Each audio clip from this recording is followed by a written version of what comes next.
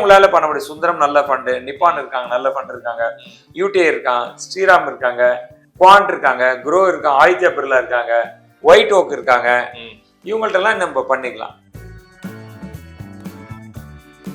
நான் லிக்விட் ஃபண்ட்ல போட்டுறேன் சார், போட்டு எஸ்டிபி பண்ணிக்கிறேன், சிஸ்டமேட்டிக் டிரான்ஸ்ஃபர் நான் இன்வெஸ்ட் பண்ணிக்கிறேன் அப்படின்னுவாங்க. ஆனா இந்த ஃபண்ட் ஹவுசஸ் HDFCயோ ஐசிஐசியோ இருக்கும்போது இந்தியால இருக்கும்போது நீ ஒன் டைமா இன்வெஸ்ட் பண்ண முடியும். லிக்விட்ல போட்டு எஸ்டிபி எல்லாம் பண்ண முடியாது. காடு வித்த காசை தூக்கி இதுல போடக்கூடாது. சோ அதனால என்ன சொல்றேன், நீங்க அந்த ப்ரூஃபை கொடுத்துட்டு போயிடுங்க. ரிடம்ஷன் பண்ணும்போது நாங்க ஒண்ணும் பண்ணுவோம். இல்லாட்டி என்ன பண்ணுவோம், ரிடம்ஷன் போது செக் கொடுப்போம். உங்களுக்கு இந்தியா அட்ரஸ்க்கு செக் அனுப்பிச்சு விடுவோம். அந்த வீட்டுல யாரும் இல்லைன்னு வச்சுக்கோங்க.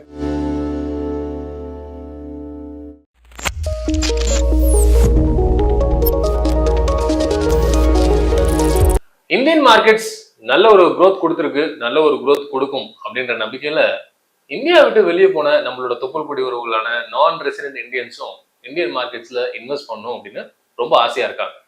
ஆனா இதுல இன்வெஸ்ட் பண்றது ரெசிடென்ட் இந்தியன்ஸுக்கு இருக்கிற மாதிரியே ரொம்ப ஈஸியான ஒரு ப்ராசஸா இல்ல அதுல ஏதாவது ஹிண்ட்ரன்சஸ், ஹர்டில்ஸ், காம்ப்ளெக்சிட்டிஸ் அப்படின்னு ஏதாவது இருக்கா?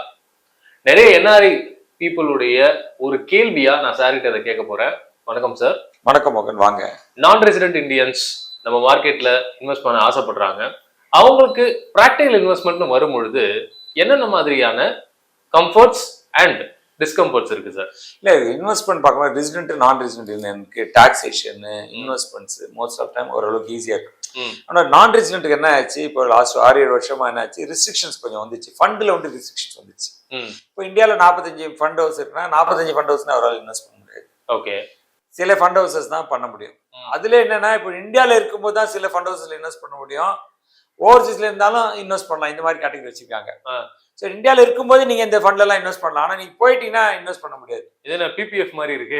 அதே மாதிரி ஆன்லைன்லயே நீங்க இந்த சில செட் ஆஃப் ஃபண்ட் தான் ஆன்லைன்ல பண்ண முடியும், மீதி ஆஃப்லைன்ல தான் பண்ண முடியும். ஆஃப்லைனா அவங்க இந்தியாவில் இருக்கணும்ன்ற சுச்சுவேஷன் உருவாக்குறதுக்கு பண்ணிட்டாங்க.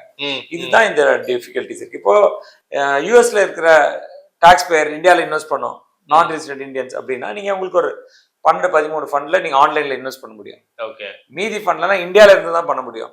அதுல சில ஃபண்ட்ல வாங்கவே மாட்டான். NRI யூஎஸ்னா வாங்கவே மாட்டான். இந்த மாதிரி ஒரு வரலட்சுமி வேணாம்னு சொல்றாங்க. SEC அங்க நம்ம செபி மாதிரி அங்க SECன்னு ஒண்ணு இருக்கு, செக்யூரிட்டி எக்ஸ்சேஞ்ச் கண்ட்ரோல்ல வந்து இருக்காங்க. அவங்கள்ட்ட நிறைய டாக்குமெண்ட் சப்மிட் பண்ணோம்னா சில பேர் இங்க அவாய்ட் பண்றாங்க.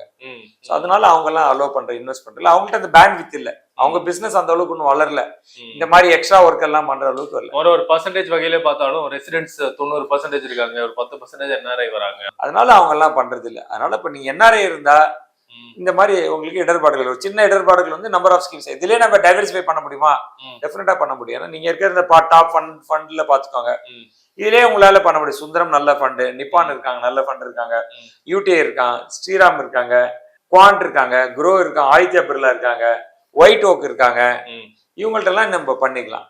இவங்கள்ட்ட பண்ணிக்கலாம். இப்ப இதுல கனடா வந்தா அதுல ஒரு எக்ஸ்ட்ரா இருக்கு. பஜாஜ் வந்து யூஎஸ் டாக்ஸ் பேயர் இன்வெஸ்ட் பண்ணலாம். ஆனா கனடா டாக்ஸ் பேயர் பஜாஜ்ல, கனடால வரவங்க பஜாஜ்ல இன்வெஸ்ட் பண்ண முடியும். இது மாதிரி யூஎஸ், கனடா இவங்க 2 பேருக்கு தான் இந்த ரெஸ்ட்ரிக்ஷன்ஸ். மத்தபடி வெஸ்டர்ன் யூரோப் மீதி எந்த கண்ட்ரில இருந்தாலும் உங்களுக்கு இந்த இடர்பாடுகளே கிடையாது. நீங்க வந்து இன்வெஸ்ட் பண்ணலாம். ஓகே, அடுத்தது நீங்க கேட்டது KYC என்னன்னு கேக்குறீங்க. ஆமா, இப்போ இந்தியால இருக்கிற KYC இன்வெஸ்ட் பண்ணா அவனுக்கு பேன் கார்டு, ஆதார் கார்டு இருந்தா அவனை வச்சு KYC பண்ணிடலாம். சரி, இவங்களுக்கு ஓவர்சீஸோட ப்ரூஃப் கேட்பாங்க. விசா இருந்தா விசா, ஓவர்சீஸோட அட்ரஸ் ப்ரூஃப், அப்ப ஓவர்சீஸோட இன்வெஸ்ட்மெண்ட்டுக்கான ப்ரூஃப், NRIனா NRI, NROனா NROட ப்ரூஃப், ஸ்டேட்மெண்ட், இதெல்லாம் நீங்க சப்மிட் பண்ண. அபார்ட் ஃப்ரம் இந்தியாவுக்கு என்ன ப்ரூஃப் சப்மிட் பண்ணணும், அதையும் தாண்டி இதை இன்வெஸ்ட் பண்ணணும். இதை டீடைல்ஸ் கொடுத்தாதான் உங்களால இன்வெஸ்ட் பண்ண. பண்ணா KYC பண்ண. முதல்ல NRI KYC பண்ண ரொம்ப டஃபா இருந்து இப்போ 1-2 பிளாட்ஃபார்ம் ஆன்லைன்லயே பண்ற மாதிரி இன்ட்ரோடியூஸ் பண்ணி வச்சிருக்காங்க.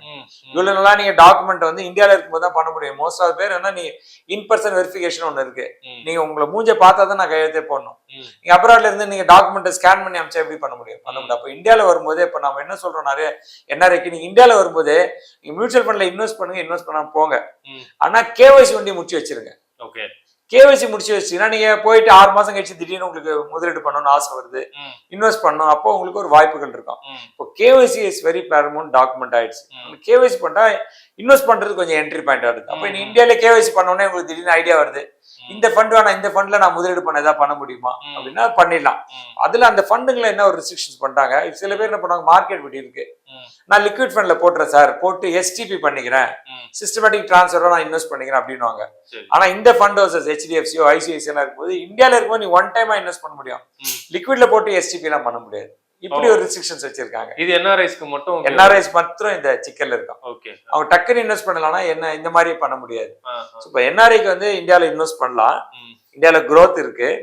யூஎஸ்ல இருக்கிற 13 ஃபண்ட் இன்வெஸ்ட் பண்ணலாம். அதே நம்ம சொன்னோம், Nippon, Sundaram, UTI, Sriram, ITI, Quant, Groww, Samco, Aditya Birla, white oak, trust MF, NJ, Bajaj இதெல்லாம் வந்து யூஎஸ்ல இருக்கவங்க முதலீடு பண்ணலாம். இல்ல ஃபண்ட் ஹவுசஸ், இந்த ஃபண்ட் ஹவுஸ்க்குள்ள 10-20 ஸ்கீம்ஸ் இருக்கும். இவனோட மொத்தம் ஈக்விட்டி ஸ்கீம்ஸ் கூட்டினாலே ஒரு 200 ஸ்கீம் வரும்.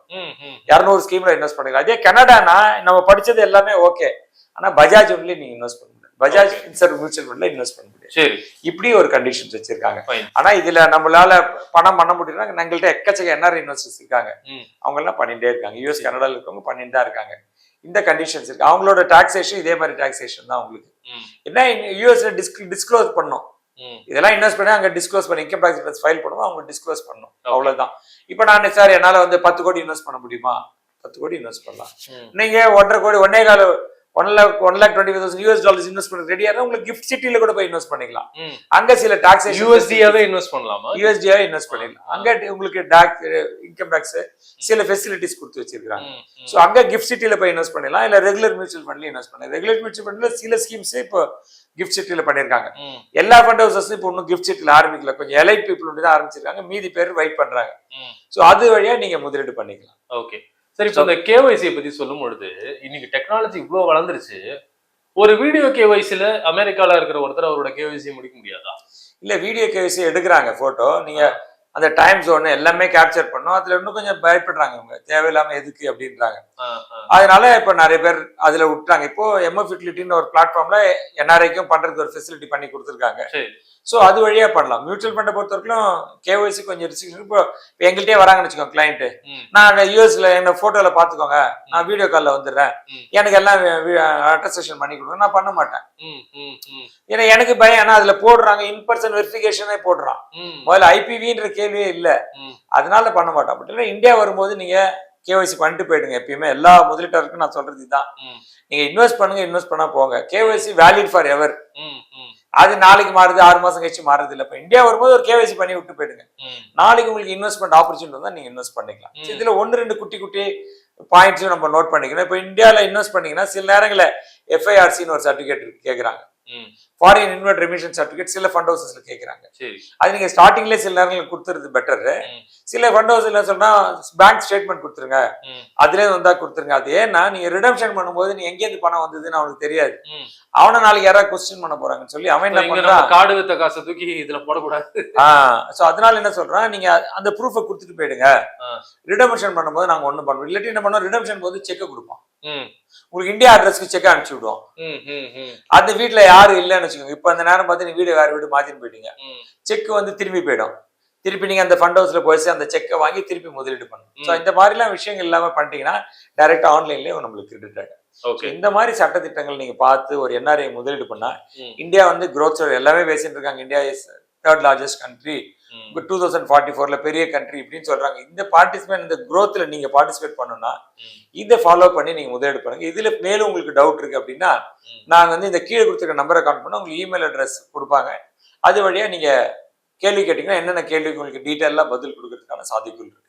ஸோ ஃப்ரெண்ட்ஸ், இந்த NRI இந்தியாவில் இன்வெஸ்ட் பண்றது அப்படின்றது வரவேற்கத்தக்கது தான். பட் அதுல சின்ன சின்ன காம்ப்ளெக்சிட்டிஸ் இருக்கு.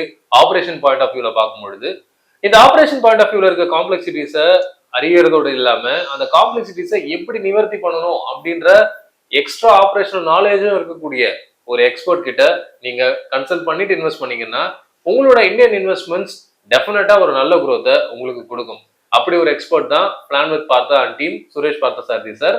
கீழே இருக்கக்கூடிய நம்பருக்கு நீங்க கால் பண்ணீங்கன்னா, கீழே இருக்கக்கூடிய மெயில் ஐடிக்கு உங்களுடைய தகவல்களை நீங்க கேட்டீங்கன்னா உங்களுக்கு within 24 hours you can expect a reply.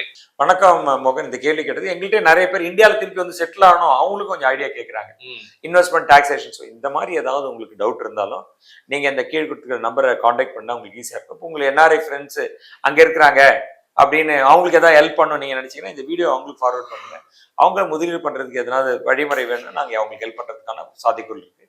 This is Suresh Parsadi, certified financial planner, signing off. வேறும் ஒரு சுயான வீடியோவில் மீண்டும் ஒருவேளை சந்திப்போம். நன்றி, வணக்கம்.